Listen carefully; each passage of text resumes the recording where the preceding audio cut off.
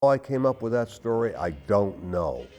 I know that I came up with the cicada as a visual metaphor, and of course they couldn't do it then, and I didn't know they couldn't do it because, I was a writer, not somebody who was, had to worry about the technical difficulties. What's that? To me, it was a wonderful challenge, not only great fun, but a great challenge because I was able to play both good and evil, a Jekyll and Hyde kind of thing, which is enjoyable for any actor.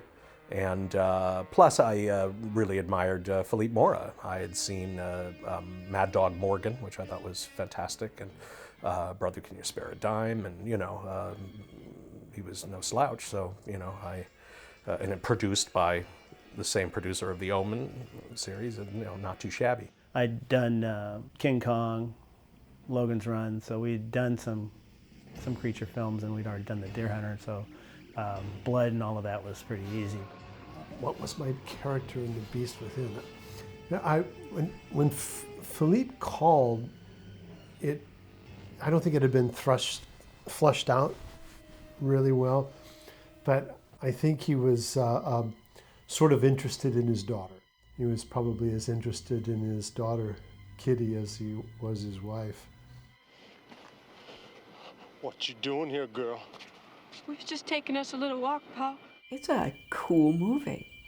It's a cool movie, and we were cutting edge of what special effects were doing at that time.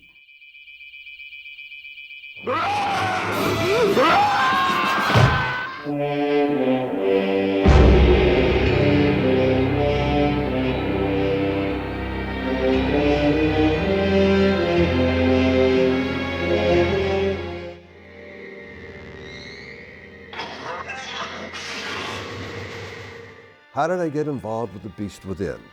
Harvey Bernhard had liked some spec script I'd written, and he asked me in, and he had bought this book proposal.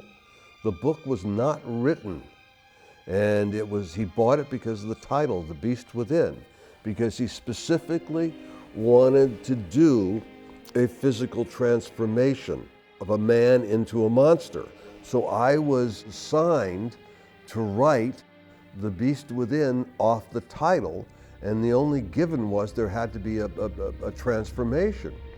So what I had used was the cicada or the katydids, which are reborn every 13 and 17 years, depending on the type of cicada, and they shuck their exoskeleton and step forward into the world as these rather pretty winged insect creatures. They mate and then they die, which I thought was a great metaphor for what Michael was going through.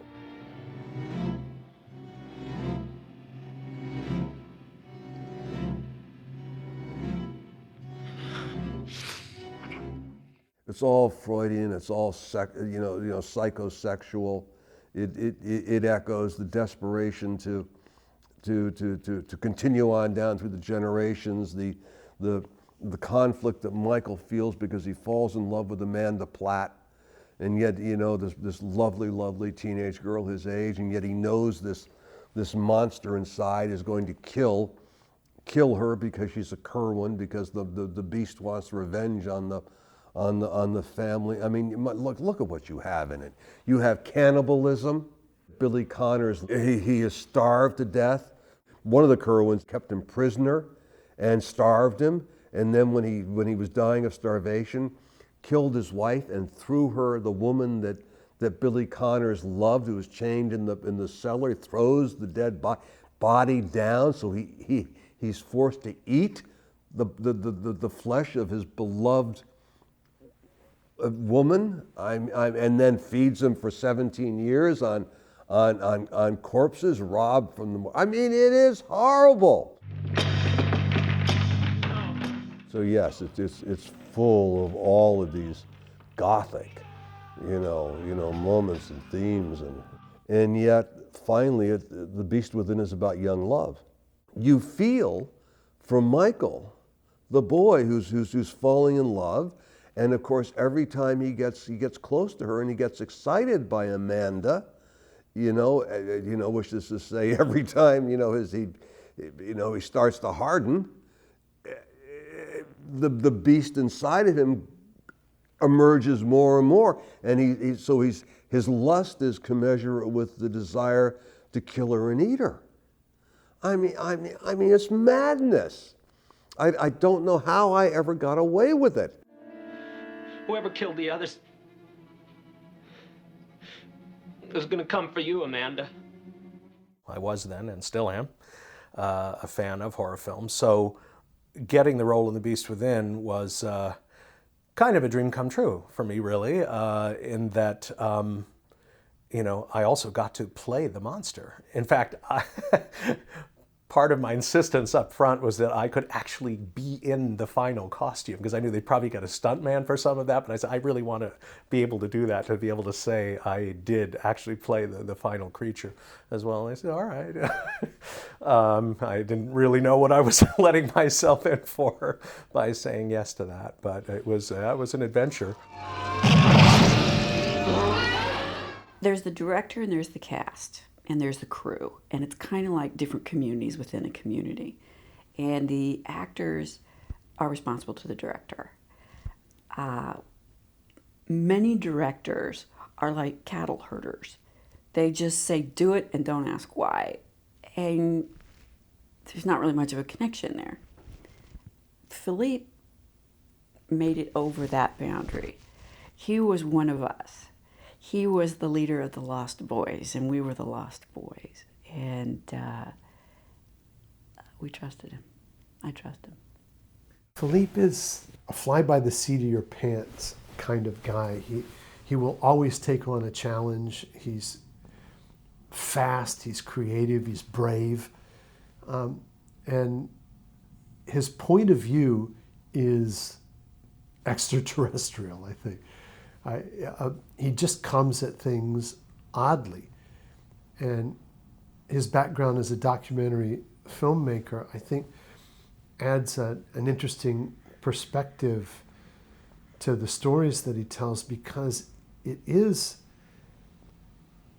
everything has kind of a documentary kind of storytelling to it, the way it unfolds. And there aren't many people that maintain a style like that, but he's been true to that style and true to that freedom. Let's just roll and see what happens.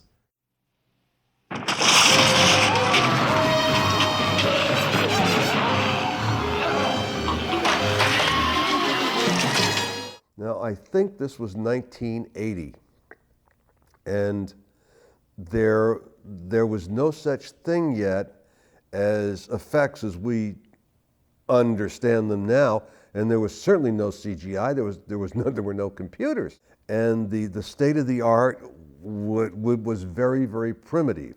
They had pneumatics, which is to say air bladders, but that was about all. And as I remember, Tom Berman wasn't even an effects man; he was a makeup man, leading edge in terms of making people up, but not in terms of doing transitions on screen.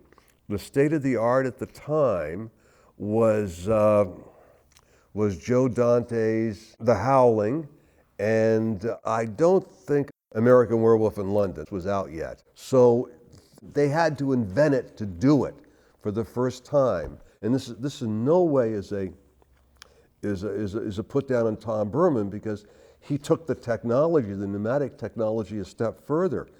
But the technology was not at the point where it could do what I wrote. The emergence of the beast from within Michael's body wasn't really technically doable then. The leading edge of the technology that Tom Berman was using was makeup, which is what he did, and air bladders. The puppetry, the stuff that they did, that Berman and those guys did, the mask designs, the blood, were really intricate and really detailed, and yet it didn't take a huge amount of time. You know, it seemed like I've been on other science fiction thing. I did a TV series where I played a dog that, a man that was regressing into a Rottweiler for some reason. I don't know what that was all about. But it took forever to do that. And Berman and those guys were just so fast, so on top of it. Love Tom. He's marvelously talented and as nice a guy as he is talented. And he and his crew were just fabulous to work with. At one time in my life, when I was a kid, actually earlier, before I became an actor, I had wanted to become a makeup artist. So I was totally down with that, and I didn't mind the hours and hours in the makeup chair because I was fascinated by the process and enjoyed working with them on this, and they were very collaborative. The interesting thing is that after I did that film, several years later, I wound up working with Tom doing makeup effects, makeup special effects for the film One Dark Night. Meg Tilly's first film, as I recall, where she's menaced by various corpses that come to life through telekinesis. And I actually sculpted a couple of those corpses. This woman holding prayer beads and a Bible that comes drifting down in a white dress, she was one of mine. And there was a child corpse that I worked on as well. So that was cool to be able also to work with Tom professionally. Mechanical effects supports almost everybody on a film, one way or another. Anything that's too scary, too heavy, too dirty ends up being our job. So Tom was, I hadn't worked with him before, but I did know his work, and I'd worked with a lot of makeup artists, and he was an interesting guy. He might do the small stuff, and then we'd supply everything else.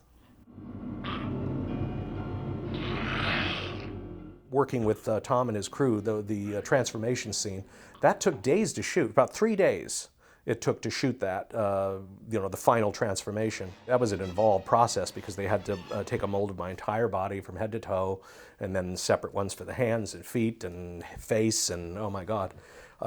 So that was an experience. And then working with all the stages of the transformation.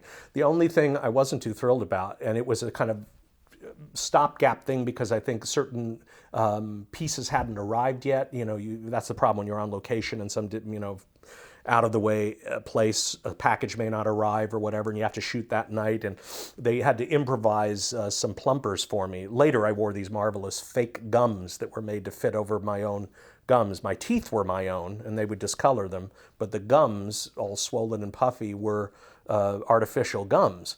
And they changed the shape of my mouth, which you can see in the film as I begin to transform.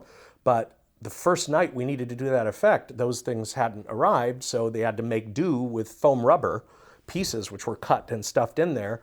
Unfortunately, what no one had realized was that this chemical was going to leak out from the foam, and I got these terrible canker sores on the grooves of the upper and lower parts of my mouth down in there, where it's sort of sensitive. It's fortunately we'd gotten the scenes at that point, but and God, I didn't have to do more of those plumper scenes the next day or two, so they were able to heal and there was no problem. But that was sort of an unexpected thing there. It was done in stages, and there was about 6 stages to it, and each stage would require another 4 or 5 hours of makeup. And at one point, I looked like William Hurt in Altered States. That was an experience with all the bladders. And fascinatingly, at one point there was a mistake. Something actually went too far, and it's when my back opens up. And the thing was carried so far that the bladders became exposed, the air bladders. And one was reddish and one was a kind of a greenish yellow. But being covered with methyl cell and all the goo, it looked fabulous. They looked like organs, weird organs being, so they kept it in. It's technically a mistake, but it looks great.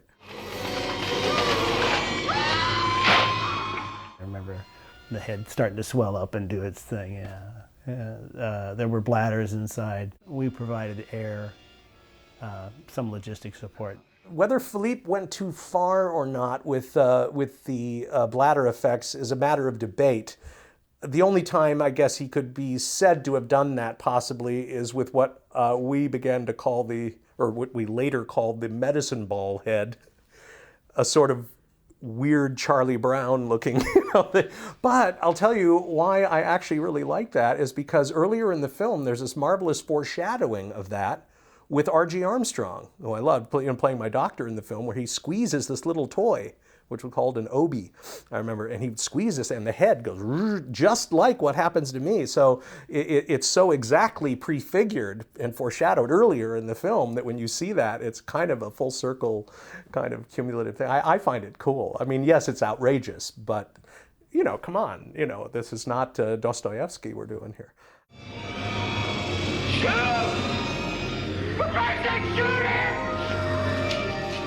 Philippe has a glint in his eye that the minute he walks in a room, you know this is not going to be any ordinary day. He was driven, focused. He'd get in there and you'd see, he's like, okay, and here you go. I want you to do this and I want you to do that. I was putty in his hands. I'd do anything for him. He was great. It was a very dramatic, emotional scene. There's a fine line when you're portraying a character that you have to a certain extent, experience what that character experiences. One of the difference between an actor and a crazy person is that an actor has a definite as to what is about them and what is about the character. Sometimes you hear stories about method actors where that line gets a little too fuzzy, and that's how you get hurt.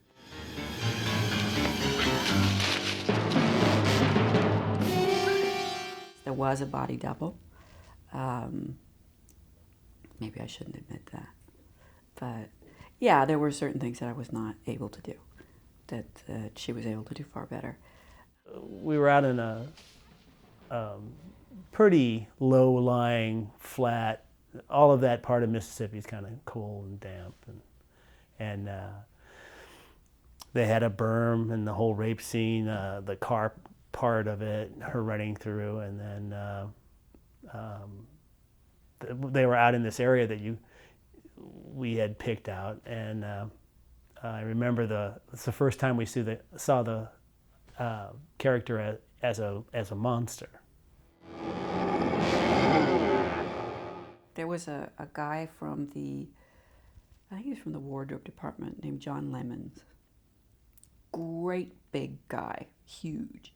And I don't know how he did it, but he had an electric blanket out in the middle of a swamp. Must have been the longest extension cord ever. But when I would come off this, I was cold, and he'd just wrap me up. I'll never forget that I was taken care of. She got pretty hypothermic, I think, and turned kind of blue. And when we were finally done, and we were there several hours, helped carry her out of the place. And then what was really funny is everybody had had enough, that had taken off. Of course, all the principals jump in the car, and they're gone. And suddenly we're there with the car, and there was no way to get the picture car, the hero car, back to town. So they asked us to take it. So we took it back to town. It was a death trap, and fog, and driving through that part. It was a horror show on its own. It was, admittedly, one of the strangest scenes I've ever been asked to do. Here I am having to tear the clothing off this girl. It was supposed to be my girlfriend in the film, Kitty Ruth Moffat. In fact, it was not. It was a body double. It was freezing. I felt so bad for this poor girl out in the woods at night. And it was so cold that when I tore her pre-torn clothing off with my beast claws, steam actually rose from her skin. It was literally that cold. And I have to simulate this rape inside of this costume, which is restrictive in terms of what I could see and what I could hear. So admittedly, I could hear Philippe kind of, I could hear him, but not as clearly as I would prefer. This thing wasn't made for easy hearing or easy sight. So I'm kind of feeling my way and seeing as best I can what I'm doing. And, Philippe is sort of giving me little encouragements how to move. And I remember him saying, can you come to some sort of climax? And I think at one point he probably grabbed me, and so he pressed me and moved me a certain way. It was, you know, I mean, here I am in here, and it's, you know, it was sort of difficult, you know, and constrictive. And I did my best under the circumstances. It was, you know, strange to begin with. He was less than aggressive about it, and the girl was she was, yeah, young, 20-ish, whatever, and it was very cold. And as it went on, he wasn't as enthusiastic as Philippe wanted. So I remember him pressing a little throttle with his foot, like a little more activity. I'm not sure what the exact words he used, but it was pretty funny. Everybody's trying not to giggle. She's still alive. Let's get her to the hospital. One of the things I liked about shooting on location in general is that it's really easy to climb into character, to let your whole reality become what that is. And where we were in this little town outside of Jackson, and there's a lot of camaraderie amongst the crew and the cast, and we had a lot of fun. I think we were filming 6 days a week, long days. It's always long days, but long days, climbing in and out of swamps. It was an adventure. It was a real adventure. What's that? Down there. Oh, that's Black Pine Bog. Nobody ever goes there, though. I got stung on my eyelid, and my eye got huge. We're out in the middle of a swamp. Who knows what I was stung by?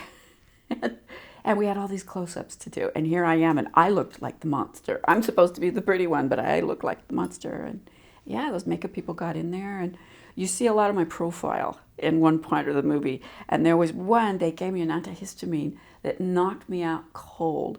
So those scenes where you see me sleeping, I really was. It stuck me in bed and filmed around me, set me on my side so you didn't see that half of my face had this huge bug bite that closed my eye shut.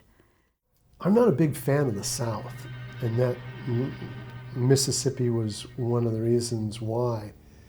Although it is beautiful, it's just the South. It's a strange place. I remember it being pretty cold at night, and I do remember one sideline story. Meshack Taylor and I wanted to go have a drink, and it was a dry county. We had to go to County Line, so the only place that we knew of was this country western bar, and Meshack's going, "I'm not going to a country western bar. I'm not going to. No, it's going to be all right. It's going to be all right, man. It's going to be." We walk in, and it was like the worst movie ever, because it just got quiet, and all the heads turned to look at Meshack. We did not belong there. It was pretty frightening, and he was scared, and I was scared. And to get back at me, I think, he asked me if we went down to Jackson State, I think, to talk to a class, and he asked if I wanted to go get some ribs. So we went into his neighborhood, and of course I was the only white person there, and people were looking at me like they looked at him, and I go, "Oh, thanks, Mish, I needed that lesson."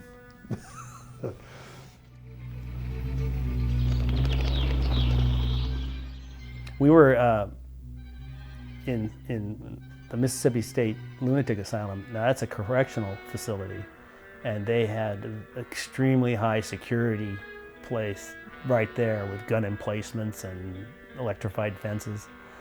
But the part we were filming that section for were the older buildings where they actually had done electroshock therapy, and that was some of the, we didn't have to do a set.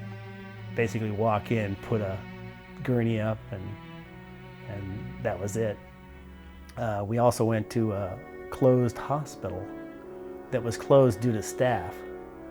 So it wasn't safe for the public, but you could bring a movie company in. of course. Just what happens to us a lot. And that was difficult. I don't think anybody wanted to be there for that. Oh boy, that was an experience and a half. Especially the institution where we shot the transformation scenes, the hospital sequences in the later part of the movie. That was shot in the Whitfield State Institution, and first of all, it looked beautiful. It was like it looked almost like UCLA. It looked like a huge university campus. You'd have no clue that you were on the grounds of some large, multi-building, institution for mentally ill people. But it was very creepy because of the disused state of parts of the building. There was a basement there that was beyond belief. I went down there and found myself in this labyrinthine collection of rooms that were covered with like greenish incrustations. It looked like the whole thing had been underwater for years, with like barnacles on the walls. It had equipment for like hydrotherapy. I mean, we're talking turn of the previous century kind of stuff. Marble tables with leather straps and these frightening looking accoutrements sticking out of the walls, weird implements and metal things. Torture porn kind of territory, scary. And when we were shooting there, a couple times patients would come in the midst of things we were doing. At one point I was playing a game of catch with one of the other actors using, I think it was Don Gordon's severed head from the film, and we were like tossing this back and forth like a basketball, and then we turn and look and we see this patient standing in the doorway kind of staring at us, and probably set his therapy back a bit. And then same thing with doing the transformation scene. Here I am hooked up to all these air bladders, and I'm convulsing and spewing out methyl cellulose, which they've injected into my mouth, and going through all of this stuff. And again, we'd turn and there would be a couple patients staring, and God knows what they were thinking of us. And the head of the institution, he was quite a character who told us some rather memorable stories about them having, as I recall, a cannibal ward, and like Silence of the Lambs time, very, very memorably strange. There was also another hospital where we shot earlier in the film. That one was haunted, apparently. And you just can't beat that genuine small town atmosphere. Now, even though we were based in Jackson, and that's where some of the interior scenes were shot, there was a converted gymnasium turned into a sound stage where we shot a number of sets, the cellar being one of those sets, and so forth. Most of the exteriors there were shot in this little town called Raymond, Mississippi. And that was just this authentically, isolated, Lovecraftian kind of town. And the atmosphere was amazing. The people were great, really, really hospitable and friendly. And so, I felt comfortable in that sense, but it sure had a memorably odd atmosphere in which to film, which helped the movie tremendously. I've been very fortunate in my career, and I've received many compliments, but the compliment that meant the most to me, that I remembered all these years, was when we were shooting a series of scenes that we were out in the swamp, and it was cold. It was February, so we're out there, and it was freezing, and I'm in a little cotton dress, and it's so cold. And so there was this little gas station that consisted of a cash register and maybe one pump and you could buy tobacco or something. That was it. And it was very late at night, and I was very, very cold, and the honey wagons are a mile and a half away. And so these two old guys that sat at the gas station would play cards, opened it up and allowed me to come in. And I was very grateful to get in where it was warm, and I sat with them. And at one point, we were just chatting. Well, the accent that I used in this movie was one that I worked very hard on, and I worked with a number of vocal coaches here in Hollywood to learn how to speak like that. And one of these old guys, he just reached over and in a grandfatherly way patted me on the knee, and he said, "We're real proud of you. local girl like you in a big Hollywood movie. And I just said, why, thank you. Thank you. There's got to be something you can do. A month ago, he was a healthy, perfectly all right, happy kid. Ronnie Cox he was just lovely to work with. I was basically an amateur at the time, and so he was very nurturing and very kind, and kind of helped me find my way a little bit. A fun guy. He was this obsessive runner. And, every morning, and you know how early you have to get up when you're filming, and he'd be up a couple hours earlier than we were, out running, and he would run his number of miles or whatever. Very disciplined runner. Of course, marvelous actor. I'd loved him since Deliverance and a lot of other things. And, it was, really good working with him. A good, talented musician. He did a couple songs, one of which you can still hear in the movie, a thing called Old Devil Whiskey, and he did another song called The Beast Within, which didn't actually wind up in the movie. I did get to spend a couple of evenings with him, listening to him tell stories. And he's such a great rock on tour storyteller. And Bibi Besh, we became friends and got together a number of times, quite apart from the film, and would have lunch together and so on. And it was so sad to me when she passed away. She died of cancer, and that was a shock. She was so young, and had a thriving career. She had just done a little while before that Star Trek II, The Wrath of Khan, and so forth. And just a wonderful lady, terrific actress, and I miss her. Bibi Besh, rest her soul, was another magic person, and I really had an affection for Bibi. Casting has to work in two ways. It has to work in that you have people that are appropriate to play those characters and to tell the story in the best possible way. But you also have to get people that are going to work together, because you become kind of comrades in arms in creating this story. And Bibi and Ronnie and me and Paul, and we just got along like a house on fire. You're beautiful.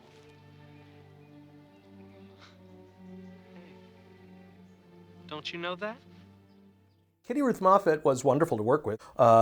Sweet, smart, I remember that her husband was with her, and which was particularly strange in the swamp love scene, the one that is rudely interrupted by the doggy with the severed hand in its mouth, which has to be one of the more unusual endings to a love scene in cinema history. But doing that, where we're kissing and getting into that, there he is off to the side. I felt a little odd, a little uncomfortable about that. He was fine. It wasn't an issue. We're actors. But, it was a little strange.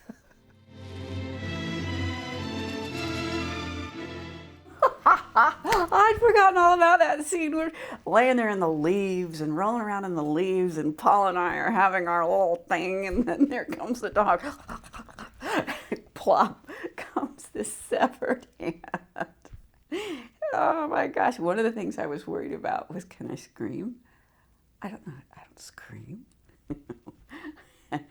Apparently I can.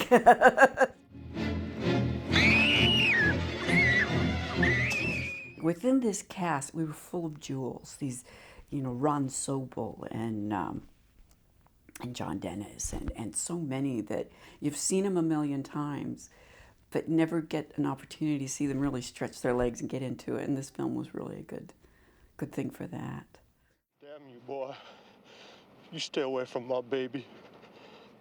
You stay away from my little girl. Some wonderful actors like Logan Ramsey, who did some of the most hilarious improvisations I could imagine. He would take what was in essence there in the script, but he would spin off of that a little bit. And the scene where he's making the hamburger, and I come and I deliver the groceries and so forth, and end up, dining on his neck.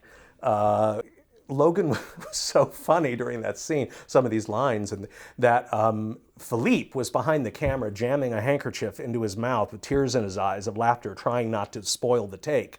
And here I am having to be very intense and, very famished and, focusing on him with this great, growing hunger. And but inside, I'm also like struggling not to lose control, not to laugh, which is something the British theater refers to as corpsing. Appropriately enough for that context. But I didn't actually, I'm proud to say I didn't actually ruin any takes. I came close. I was feeling that kind of laughter starting to, but I kept control. Not easy.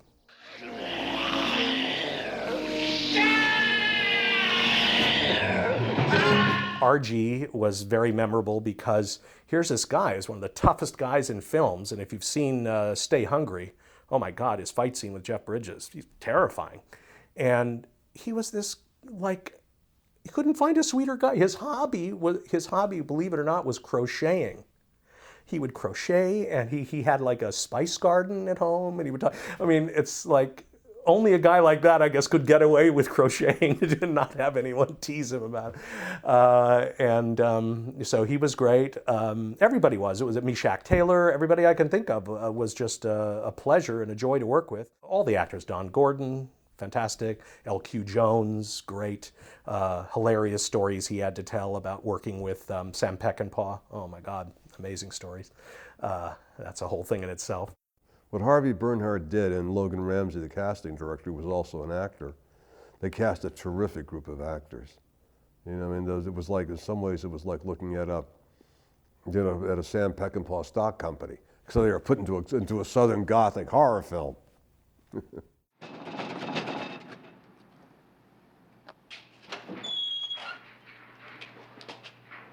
you gonna ask us in? I wasn't able to discuss the script as fully as I might have with Philippe to have helped him follow the logic and what was going on. If you read my original script, it makes a great deal of sense and it's crystal clear what's going on. And you look at the film and the dialogue's still there and all of that, but scenes are collapsed and exposition scenes are taken out. But what happened was they blended things together to make it easier to shoot, because their budget was so limited, they lost the logic of it. And not only did they lose the logic of it, they lost a lot of the narrative drive, because it was set up as so much of what I do was set up as a thriller, and thrillers intercut, and they lost a lot of the intercutting.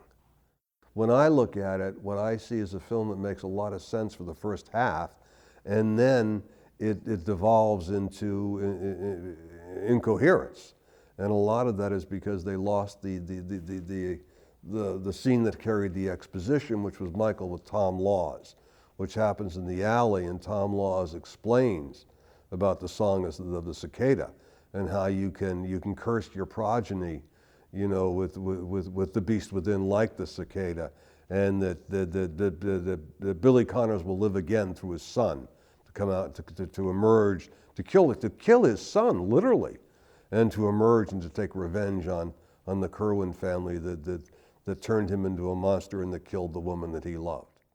Of course, that's ridiculous, but it's the same kind of logic that I used in Child's Play, where there I use voodoo.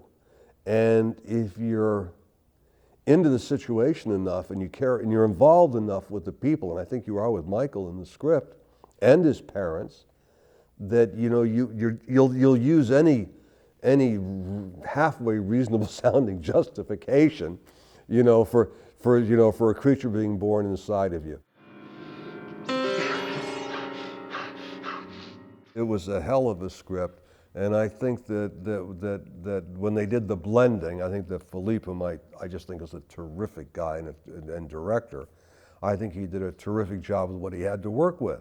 I look at it now and I think that all the acting scenes are terrific, but I think that the balloon-headed boy, which is to say Michael McCleary, it's just the effects were so rudimentary at the time that they could not get my vision on film. It just wasn't technically possible. You can't. And the incoherence of the script, of the logic that they lost in the script was because of a hack job that Harvey did trying to make it cheaper to produce. But that's making film in Hollywood. And I'm sure the same thing is going on right now. But they got enough of it enough of the script there that the scenes and the motivations and the themes still come through. And so what happened was, what was a film that was not a success when it initially came out has gathered more and more of an audience. And the other thing that happened was because it went on cable. And became this, because this is just at the dawn of cable now. So it played on cable in the 80s. So if you were a young boy or girl, but especially a young boy because it's about a young boy, and you were watching it at home, it was the scariest movie you've ever seen. So, I mean, I don't know how many people I've had come up to me and say, you know, that was the most terrifying film I ever saw when I was 9 years old. But it's the rites of passage, or it echoes teenage puberty. That's one of it. That's one of the reasons that it has its appeal. I think that Paul Clemens did just a wonderful job. And Paul Clemens is a very, very talented actor. So you had these wonderful performances. I don't know whether I ever saw it on the big screen. I think maybe I only saw it on VHS on my probably my 20-inch screen back in those days, because I wasn't a big TV watcher either. So no, I'm excited that it's going to have a new life, and maybe I'll get to see it. I wonder if I'll recognize myself. I don't feel like I was probably the same guy.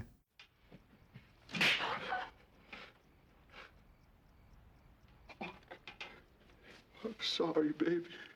It's exciting. It's like this thing that you've spent a chunk of your life making, that you've committed a part of your spirit to. Suddenly you're going to put it out for the world to see. Will they love it? Will they hate it? Will they nurture it? Will they kill it? It's anxiety levels around the opening of a film are huge. And you don't know what's going to happen. And for me, since it was one of my first experiences with a film coming out, it was it's exciting. It's really exciting.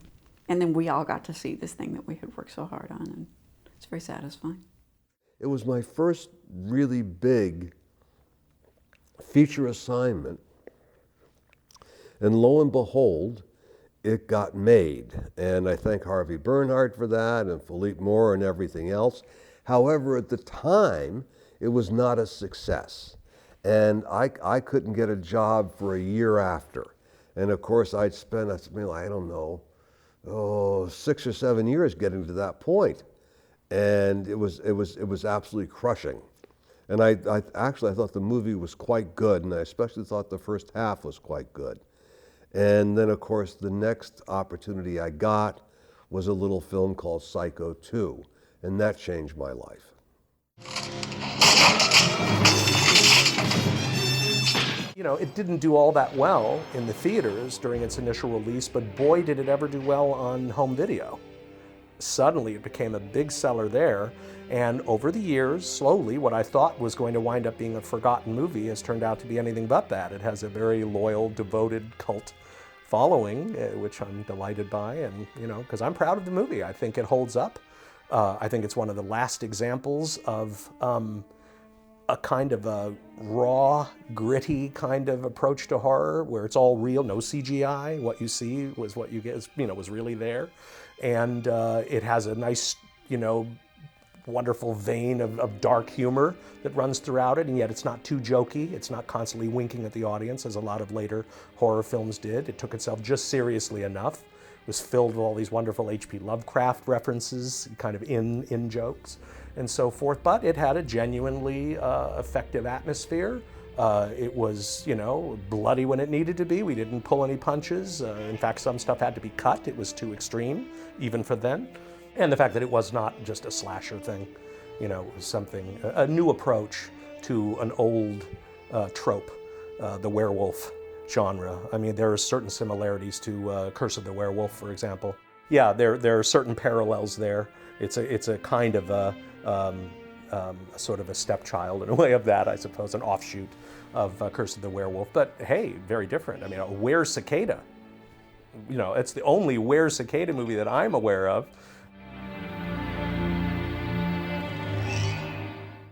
people like a good story. And we were quirky enough and outrageous enough and real enough that it worked. It shed its skin like a cicada.